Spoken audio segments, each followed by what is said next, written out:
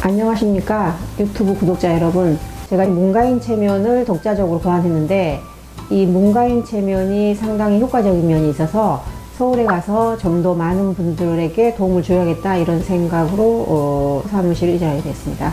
먼저 과학적인 심리학의 기반을 두고, 또 개인적으로 이제 대학교 입학했을 때부터 마음 공부를 했었고, 또 거기에다가 최근에 이제 호주에서 ABH 체면 트레이닝을 땀으로써 심리치료의 거의 모든 분야를 섭렵했다고 해도 과언이 아닙니다. 그 상태에서 이제 심리학의 기반, 심리치료 기법 위에다가 체면 기법을 적용함으로써 여느 이제 심리상담사나 체면가와 차별화된 요소, 보통 심리상담을 하는 사람은 심리상담만 하고 체면가들은 또 체면 기법만을 배워서 하는데, 저는 심리학과 체면이 결합되어 있다. 그래서 수만 명의 심리상담 경험에다가 체면 기법이 결합됨으로써 더욱 강력한 치료 효과를 발휘하지 않나 생각됩니다. 일단 문가인 체면이라고 이름 붙이는 이유는, 이름이 제가 문가인이다 보니까 이제 문가인 체면이라고 이름 붙였거든요. 문가인 체면은 4단계로 구성되어 있는데 1단계는 에너지 체면입니다. 에너지란 말을 우리나라 말로 바꾸면 기거든요. 기체면이라고 해도 무방한데, 이 에너지 체면 같은 경우는 양자 물리학이라는 이론적 기반을 갖고 있습니다. 요즘에 마음을 연구하는 사람들은 이제 심리학도 아니고 정신의학도 아닌 양자 물리학에 관심을 가지는 분들이 주변에 많이 계시거든요. 저 역시 이제 계속 심리학 공부를 하다 보니까 양자 물리학이라는 분야에 눈을 뜨게 됐는데, 양자 물리학에서는 어떻게 보고 있느냐, 인간의 몸을 계속 이렇게 분해를 하면 마지막에 남는 것은 에너지다. 그러니까 에너지라는 게 결국 남는 건 기다 이거죠. 그래서 우리 몸에는 기가 흐르고 있다, 에너지가 흐르고 있는데, 부정적인 생각을 하면은 이제 부정적인 에너지가 흐르고 있다고 보거든요.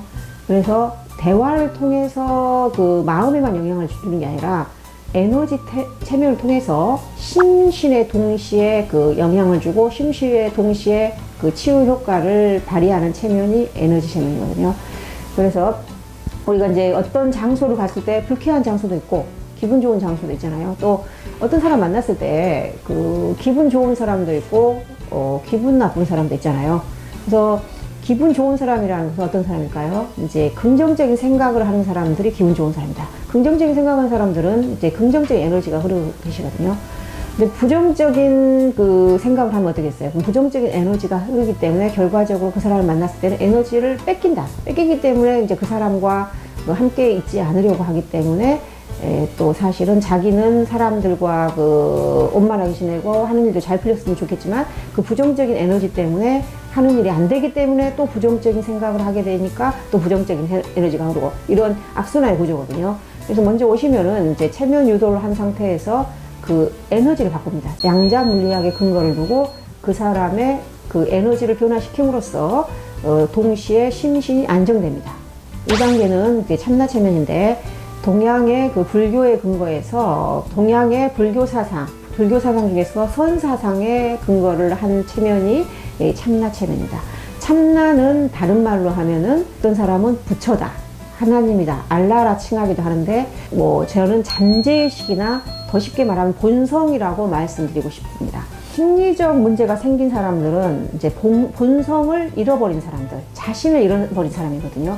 자기가 하는 고민이 자기 자신인 줄 알고 생각 속에 빠져서 왔기 때문에, 체면 상태에서 역시 그 사람이 어떤 생각을 많이 버리고 편안한 본성 상태를 회복하게 하는 체면이 참나 체면입니다. 그래서 이제 먼저 1일차에서는 에너지 체면과 참나 체면을 함으로써 벌써 한 번만 상담을 받아도 내담자들은 마음이 편안하다.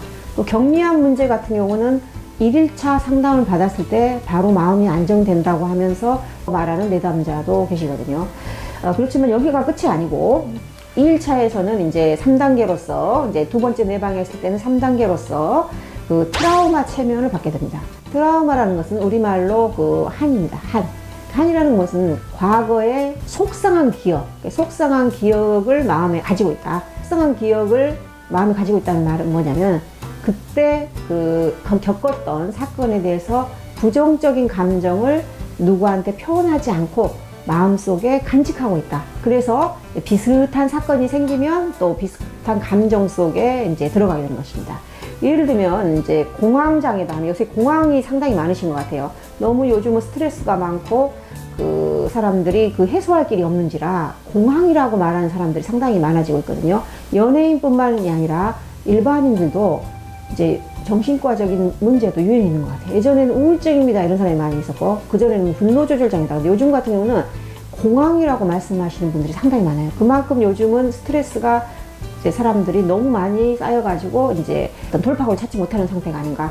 이 공황이라는 것도 내가 성인이 됐을 때 공황 증상을 경험했다라고 생각할지 모르지만, 저희 같은 어떤 심리치료사, 체면가의 입장에서는 언젠가 아동기에 답답하고 불안한 상황이 있었는데 그게 이제 해소되지 않고 마음에 있다가 비슷한 조건이 됐을 때 그 불안 증상이 올라온다, 이렇게 볼 수가 있거든요. 공황이란 말은 이제 심한 불안이다, 이렇게 볼 수가 있어요. 그 단어가 너무 이제 무섭다, 그 단어가 너무 강렬하기 때문에 심각한 질환인 걸로 생각할 수 있지만, 결국 심한 불안이 마음속에 내재돼 있다가 스트레스 상황에서 이제 표출된 것이 공황이라고 볼 수 있습니다.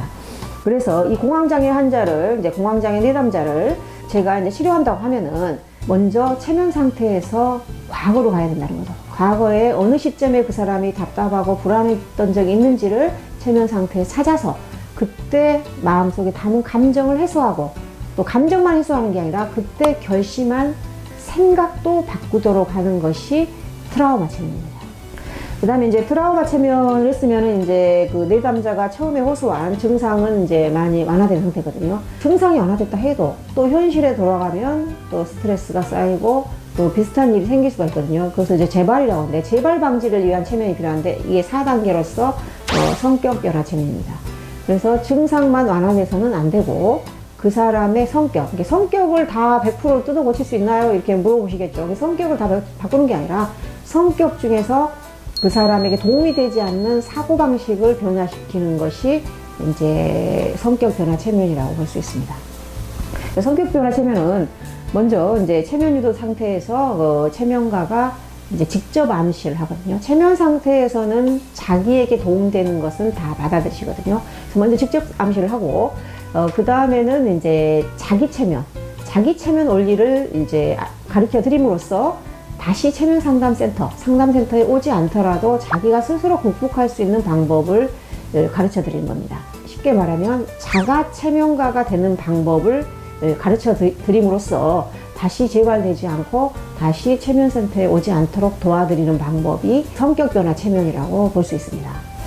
앞으로 저는 서울에 가서 문가인 체면을 서울 시민뿐 아니라 그 전국적으로도 이제 힘든 사람들이 서울에 와서 그 문가인 체면을 통해서 그 심리적 건강을 그 회복하는 것을 가장 큰 목표로 삼고 있고, 그 외에 이제 더 바란다면 이 문가인 체면을 그 외국인에게도 적용하고 싶다. 쉽게 말하면은 이게 한국 사람뿐만 아니라 해외에도 진출해서 이 동서양의 체면을 결합한 문가인 체면을 알리고 싶다. 오프라인으로도 많은 사람을 만나고 싶다는 것이 저의 꿈입니다. 그리고 더 바란다면 이 문가인 체면을 이제 논문으로 정립해서 더 이론적으로도 신뢰성을 그 확보하는 것이 저희 그 바람이라고 볼 수 있습니다. 문가인 체면이 무엇인가 이야기 나누어 보았습니다. 이 내용이 도움이 되셨다면 구독 눌러주세요. 감사합니다.